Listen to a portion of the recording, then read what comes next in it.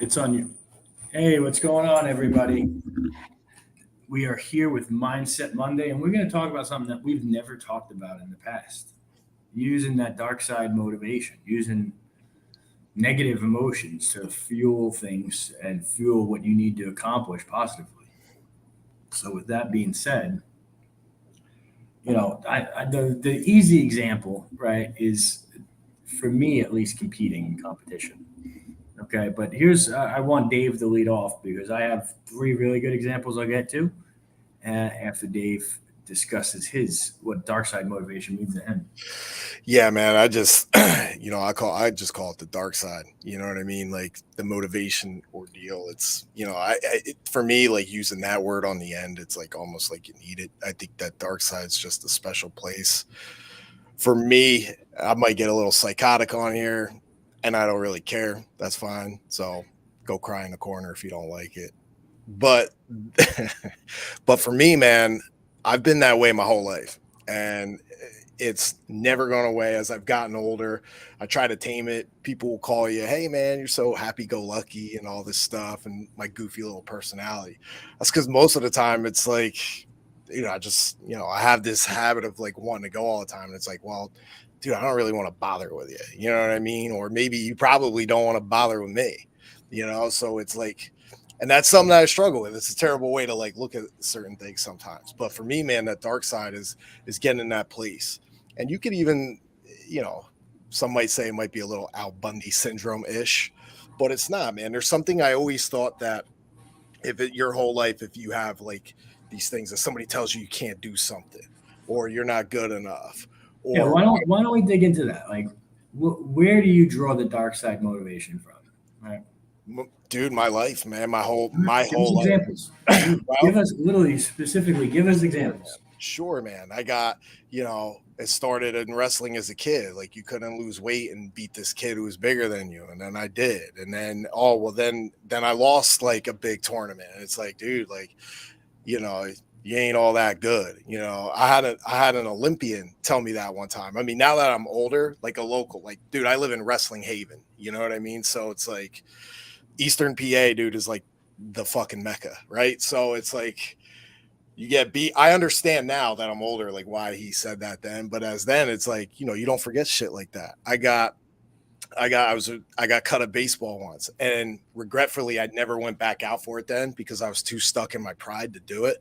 But I used that fuel to accelerate in football, and then coming up, it's dude, you're too small and slow. And then I got faster, right? It's like, dude, you're still too small. In 1 year, I put on 25 pounds of muscle, and it's like, well, dude, where are you going to go? And then I put on another 25 pounds of muscle, right? And it's just like, it never stopped. And then growing up in business, I was 20 years old and it's like, dude, what are you doing, man? You dropped out of school, man. You're a fucking dummy. Like, what are you doing? I bought a house. I bought a car at fucking 20, right? And Yeah. these fools are still buying in school, right? Still paying on that debt now today, by the way. And it just perpetuate, and I could go on and on and on, man, of crazy shit that just bothers me. And it's like, okay, when in my mind, it's like a really dark side. It's like, I want to stab you in your neck for telling me that. You know what I mean? It's like, I told you, man, I might get a little crazy. You know Yeah, what I I just mean? want But you to articulate a little better. That's all. Like, yeah, well, you it's hard for me know, to I know. articulate that So because my mind starts putting me there. yeah, I'm seeing you confuse your passion with rage. So Of course, let me try to clean up a little bit what you're saying. I am a rager. That's fine. There's nothing wrong with that. But No, there's absolutely. things that you might want to do so people can get something out of it. Like, I'll give you an Mhm, example. I love what you said about getting cut from a team, right? mhm. That's helped a lot of people train and do better. Why? Because you're taking that self assessment and now you feel like the thing that you really wanted, you didn't get. Either Yep. because you didn't work hard enough or like there was maybe politics were involved, or maybe you just didn't do what you need to do it. And it kind of refocuses you. Yeah. Think about this. What's the biggest, when do you see people make really, really big changes? When they're going and when they're getting out of a relationship. Hmm. Okay. If you're dating someone for a while or you're married and all of a sudden, you go through a divorce or a breakup, both those parties are usually working on getting in better shape, making more money, and ultimately like living better lives. Like, and yes, I do agree with you. There are some people and some things, at least from a business standpoint. Okay, I do think it's healthy to compete. I think it's healthy to compete internally. I think it's also very healthy to compete externally. But you want to compete way further above your pay grade, or way out of your class, because you want to close that gap and then eventually overtake that gap. I have done that several times. In business, I'm still in the beginning processes of it. I'm not going to lie. I'm not even remotely where I want to be there. Um, but physically, there's a lot. There's a lot of things. It's just that dark side is great. Okay, I'm glad that you brought it up, because there are more people that are fueled like this than they admit. Right. I I think personally, what? I think another thing is people are also afraid to even express that too, because they don't want to be judged in a certain manner or be like, oh man, like this guy's probably going to think I'm some psycho or some lunatic or something like that. And a lot of people worry about that too much. I mean, that little thing that stops, that kind of filters everything that's coming out of my mouth. That's been broken since I was about 10. Yeah, So, likewise. that's not a thing for me. I just want people to get something out of it and drive it. Like, a lot Mm. of people are fueled by competition. A lot of people are fueled by people telling them and putting them down and telling them they can't do something, which is great. I think you need to know what fuels you. I think you need to understand how to use it, how to harness it. And I do think it can be a combination of both, right? Like, I can wake up, I can be grateful, I can pray, right? I can also, when I'm, call it, I usually get a decent crash around 4 o'clock. I can also think back at 4 o'clock to the time I didn't make a team, or, the time that someone else got promoted, or the time that I lost a certain a certain deal, or a certain client. Okay. And that can fire me up. I could also look at 4 o'clock and say, hey, I didn't build Chase yet. Okay. I didn't build anything that's going to compete with Chase yet, you know? And I mean, that's not true. I already, you know, have, but just not on the same scale and volume. But that's something that is handy. That's something that you can draw on whenever, wherever you want.